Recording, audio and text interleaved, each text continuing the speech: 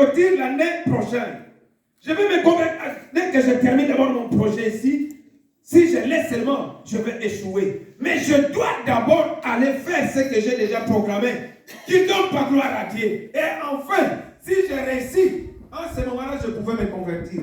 Bien-aimés dans le Seigneur, Dieu nous demande de nous convertir convenablement. Alléluia. Amen. Sincèrement, au fin fond de ton cœur, pas une théorie. La théorie peut t'emmener en enfer, bien-aimés dans le Seigneur. Une théorie que tu ne sais pas faire la pratique. Même la Bible nous recommande de faire la pratique de la parole.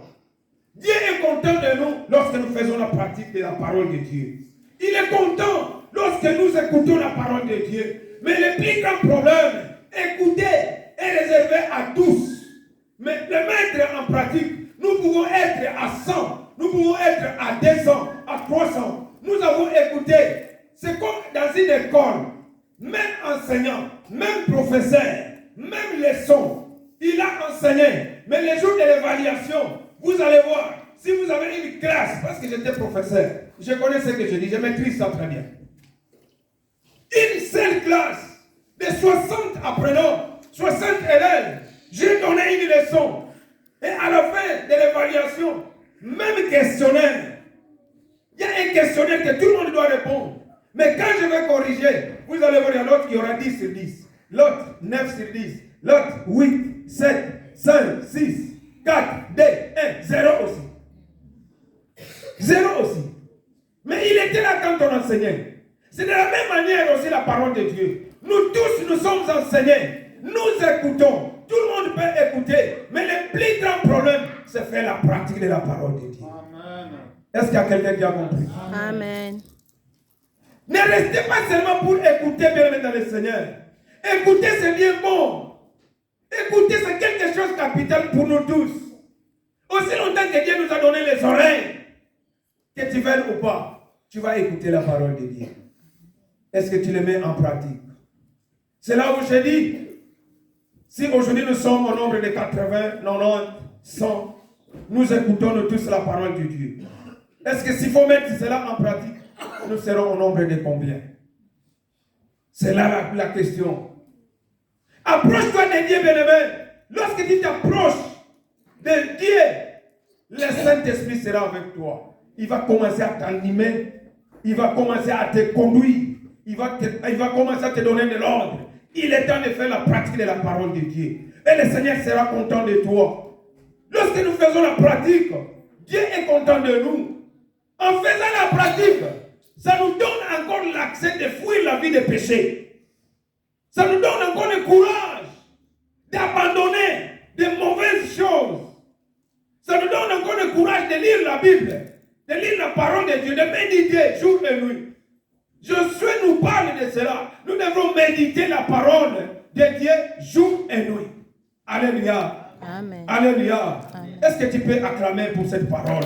Est-ce que tu peux acclamer pour cette parole, bien-aimé? Approche-toi de Jésus, parce qu'il est le seul. Il est le seul chemin qui nous amène à avoir le salut. Là, on nous parle de là dans le livre des Actes des Apôtres, chapitre 4, verset 12.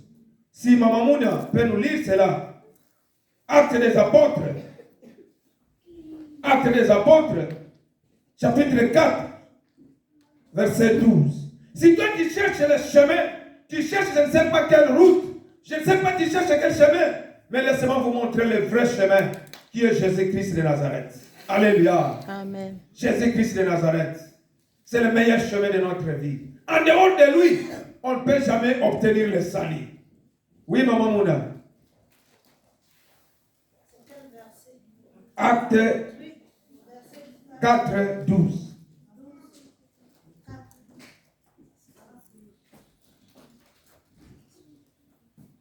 Acte 4, 12.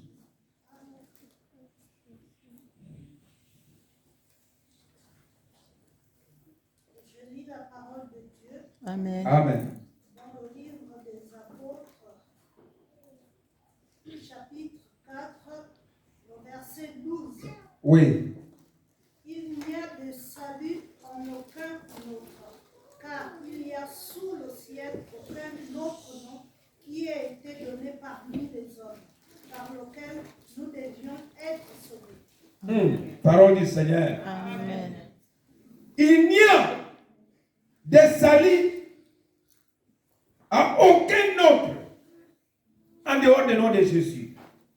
Car il n'y a sous le ciel aucun autre nom qui a été donné parmi les hommes par lesquels nous devions être sauvés. Alléluia. Amen. Donc Jésus-Christ est la porte de votre salut.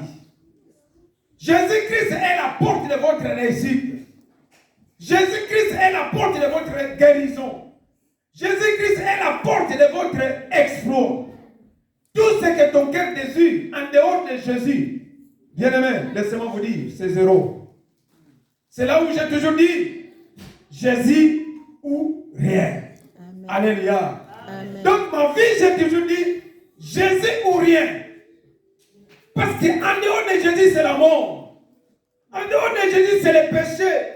En dehors de Jésus, il y a des échecs. En dehors de Jésus, il y a la mort. Et lorsque tu vis dans la vie de péché, on nous a dit que le salaire du péché, c'est quoi? C'est la mort. Et beaucoup de gens ont trouvé même la mort aujourd'hui à cause des péchés. Il y a beaucoup de gens qui sont dans des prisons à cause des péchés. Il y a beaucoup de gens qui sont dans des endroits difficiles à cause des péchés. Une mauvaise vie. Toi, tu as la grâce d'être élu parmi les enfants de Dieu et qui écoutent cette parole. Bien aimé, écouter la parole de Dieu, c'est une grâce. J'étais dans une maison au Congo Kinshasa.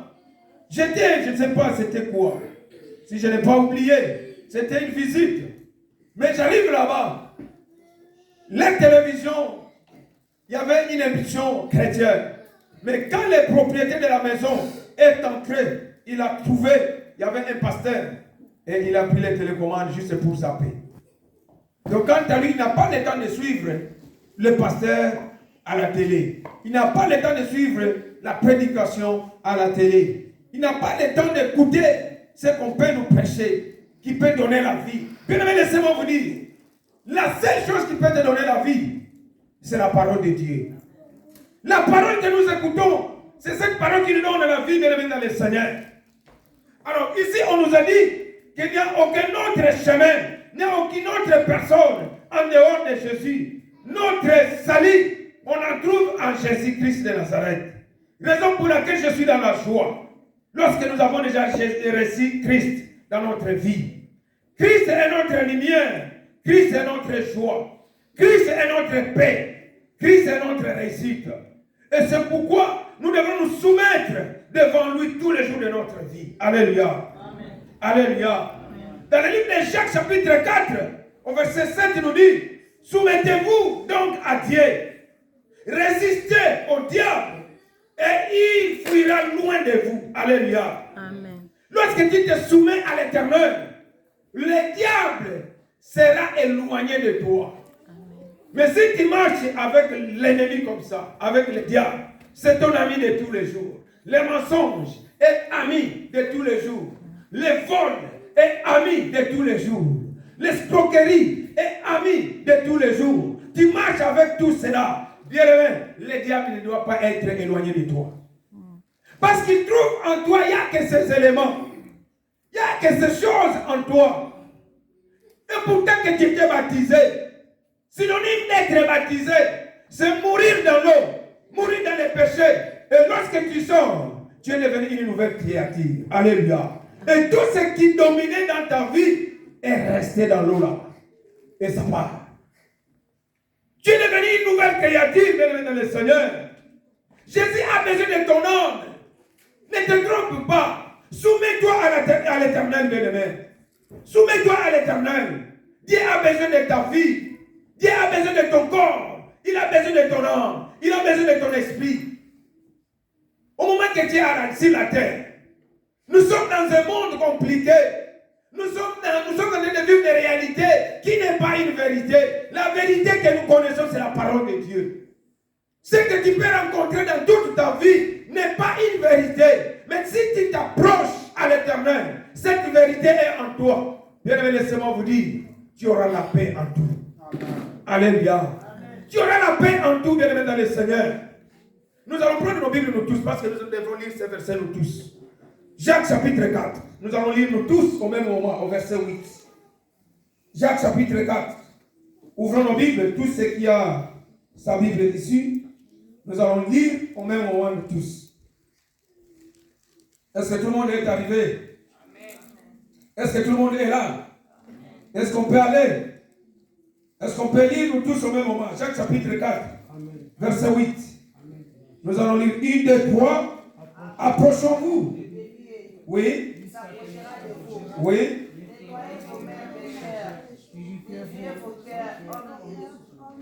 Résolu. Très bien. On reprend. Nous sommes encore revenus à l'école. Nous sommes encore à l'école. On fait la lecture ensemble. Amen. 1, 2, 3. Approchez-vous de Dieu et il vous approchera de vous. Nettoyez. Purifiez vos cœurs, hommes irrésolus. Très bien. Est-ce qu'on peut acclamer pour vous-même, bien-aimés? Acclame pour vous-même. Du moins qu'aujourd'hui, cette semaine, tu as eu la grâce de lire la Bible ensemble avec les autres. Amen. Hein? Aujourd'hui, tu as eu la grâce, n'est-ce pas?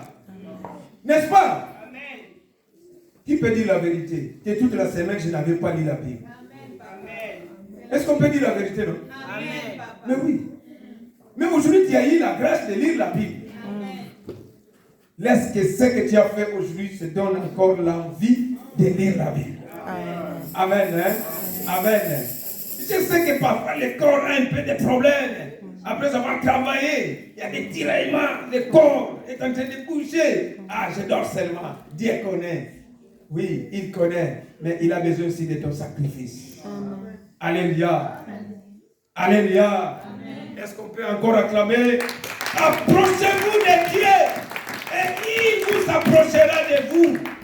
Nettoyez vos mains, pécheurs, purifiez vos cœurs.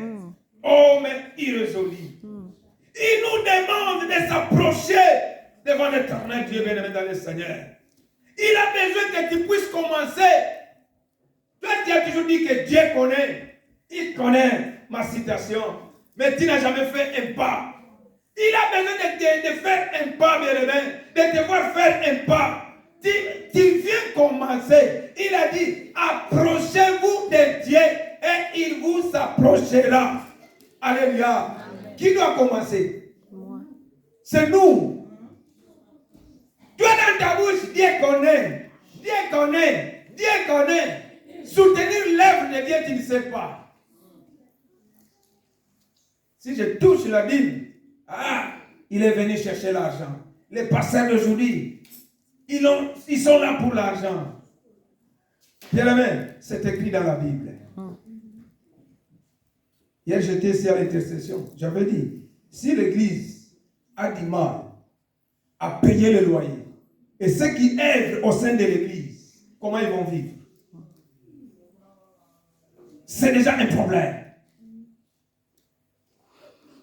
Vous avez besoin de la bénédiction. La bénédiction ne viendra pas gratuitement. La bénédiction n'est pas gratuite. Je vous ai donné l'exemple d'Isaac qui devait bénir son fils Ésaü. Alléluia. Ce n'était pas dans mon programme. Mais quand le Saint-Esprit nous donne, on doit parler. Alléluia. Isaac qui devait bénir son fils Ésaü. Mais il a donné la condition. Et cette bénédiction est allée à qui? À Jacob. Pourquoi? Parce que Jacob s'est précipité.